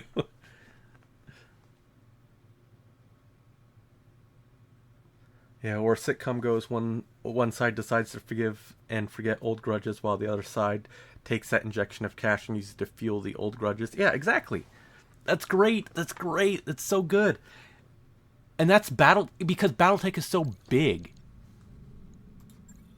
You don't... Yeah, let's look at our memorial. Our first death. And it's a named player. I guess that makes up for like the last 3 campaigns where fucking no named player died. They just got like 90 days in the hospital. I don't even think I can repair this Jenner. How bad is this thing? This thing's pretty hosed. Alright, well, let's drop the SRMs, since I'm pretty cursed with those. Equipped some jump jets. What does this thing have? Medium laser. Let's put another laser on it. And we'll give it a ton of armor.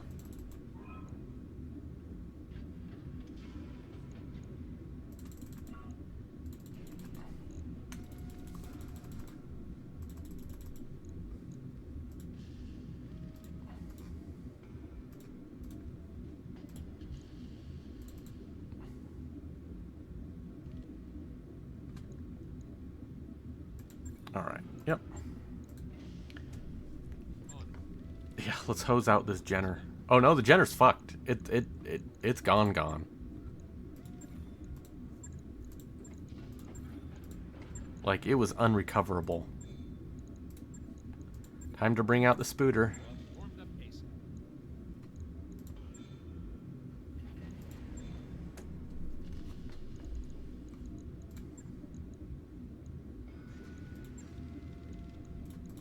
Yeah, we'll put the wasp on the bottom.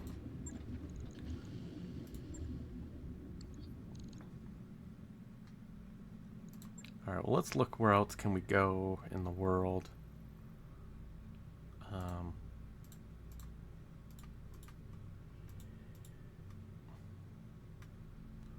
Well, I kind of want to... Okay, here we go. Half. We'll travel there so we can try and get a tanker pilot for Kuki.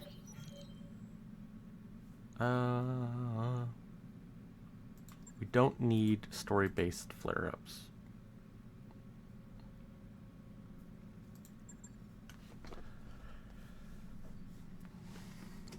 That work order's complete, boss. Top-notch work, if I may say so.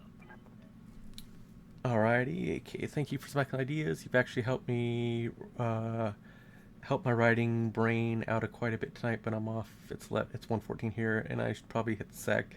See you all next chat. Yeah, you have a wonderful night, Lord Grimace. And if you ever want to chat about BattleTech or ideas, I have so much stuff. Feel free to hit me up if you just want to chit chat, whatever. You know, I have. It's what I do in my spare time. I just think of crap. I have so many worlds and ideas. Whoa. What the fuck is this? Okay, I've never seen this before. The Need for Speed. Blaze asked to see you after mess one evening. Commander, I've got a proposal for you. We travel all over the inner sphere, but spend half our time sitting in orbit doing nothing, you know? Yeah, and? Well, before I enlisted in the MAF, I was one hell of an off-road endurance racer. I want to race again. I need startup funding and something to call strategy, and someone to call strategy for me. That's where you come in. You call the races for me, and we split the cost and the winnings 50-50. I even tracked down 2 vehicles that should work, and they are both cost about the same. First is a classic, for a reason, the Apocalypse World Rover, built by GM. The Apocalypse World Rover is a sturdy off-road vehicle produced by General Motors. It is powered by an ICE engine at a top speed of 65 kilometers an hour and a maximum range of 1,600 kilometers. It's protected by Bar 7 armor. The old ICE design can overheat if pushed too hard. The second is the newly Earthworks, the Ibex RV. The Ibex is a relatively recent design from Earthworks. It is powered by an ICE engine that gives a top speed of 80 kilometers an hour, but a max range of 500 kilometers. The Ibex RV is perfected by relatively light Bar 4 armor, but is highly maneuverable in tight quarters, designed with maximum cooling in mind. The Ibex can have trouble maintaining optimal manifold temperatures in Arctic environments. Win more than we lose, and ISOR recognize. We're gonna go with the Ibex RV. 100 grand, but he gets high speed. Yeah, why not? Fuck it.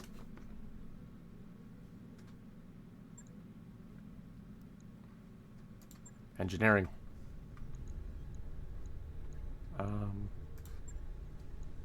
Yeah, actually, give us some more mech bays. Did you know mech bays are on sale? Sorry, that's a BPL joke. It's an old BPL meme. Yeah. I don't care about them flashpoints.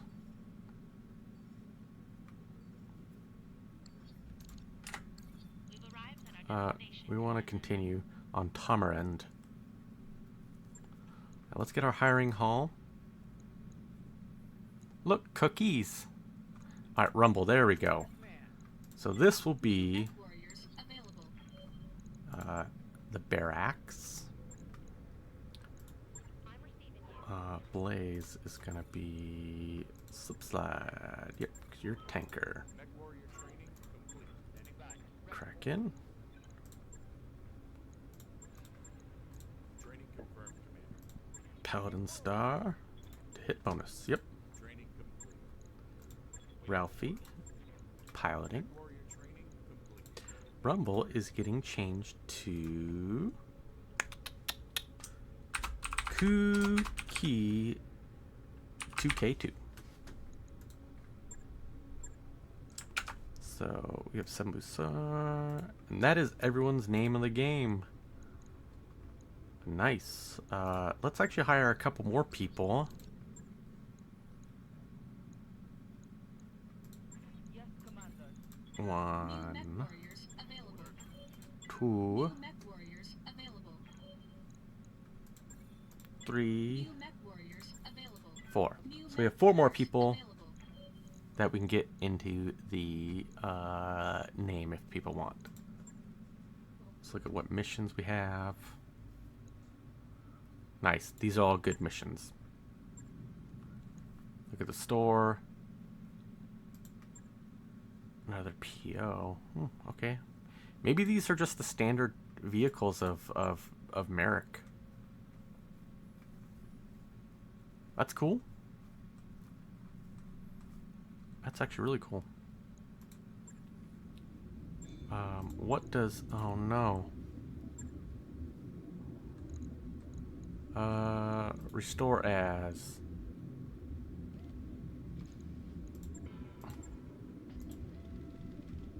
Was it Spider R? Yeah, this must be it.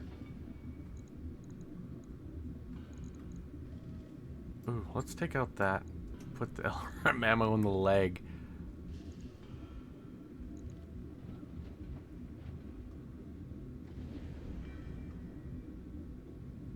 Holy shit, I'm sorry, I'm taking that off. It needs armor so bad.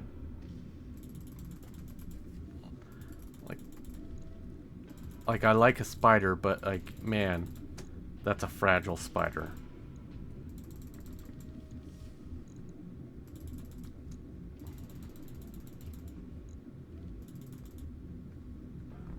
Let's max armor.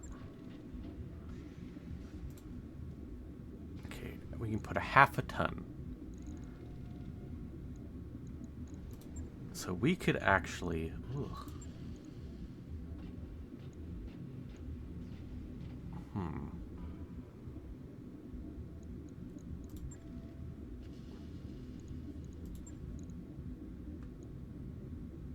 So if we were to drop one small pulse for a small laser, we could put a medium laser on him. Do I have... I only have one more. That's... Oh my... What the fuck? 23 days? That's because of that stupid XL engine. Ugh. Alright, do it. Right. I'll get it scheduled. Well, that's expensive. But on that note, it's been about 2 hours now. So I'm going to call the stream here, but we will continue on with the 47 Ronin. Right now we're just collecting mechs and merrics. I want to run some cool tanks. So ultimately that is my goal, to run some cool tanks. So I'm going to try to be as mech... Will the Great. Okay, I'm listening, Will. I'm hearing you. Speak. Or forever hold your pieces. The Count of Monte Cristo, but set in Battletech. Yeah, that works. I mean, I feel like that's also been done a lot. It has been a while since I have really paid attention to, like, watch the whole thing of Count of Monte Cristo. But, like, I feel like that is definitely done in Battletech. Like, you could probably find books which people had based that book off, the Count of Monte Cristo. But it would still work phenomenally in Battletech. Phenomenally. I mean, you could do things like, you could do Predator in Battletech.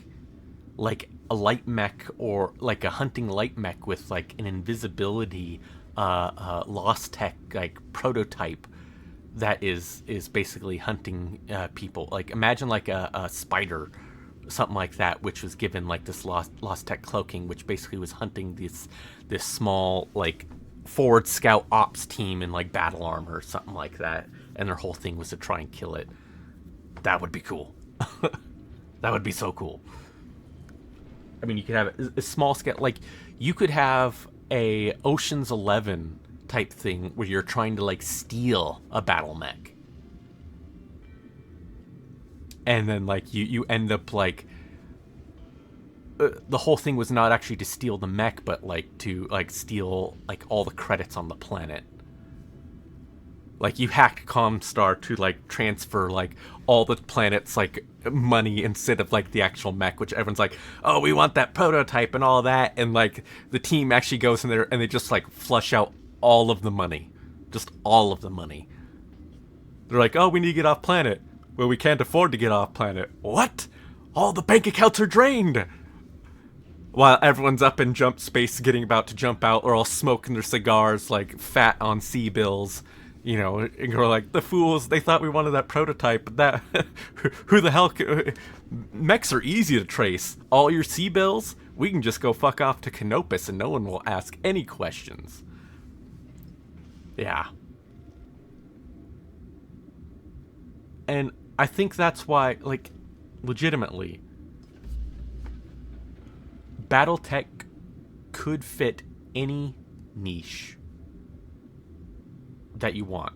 There's so many things. And it's such an underutilized, you know, people just think of the mechs, but the universe is so fulfilling and so open. And that's just, it's like, you could have, like, as long as you don't fuck with the canon, you can insert any story you want in Battletech, and we could make it work as long as it doesn't involve aliens. You don't need aliens to make Battletech work. Keep them out. But you can do pretty much anything else. You could have literally knights in armor fighting each other in Battletech universe. And it works because the worlds are there that have literally that, where they're feudal, where all the technology was gone. And it's been hundreds of years because they got nuked into oblivion, you know, during, you know, the American Civil War or whatever. Or they progress far enough out into the rim where they shun technology. All that's there. All that is there. And you could do whatever you want. Just don't fuck with the canon.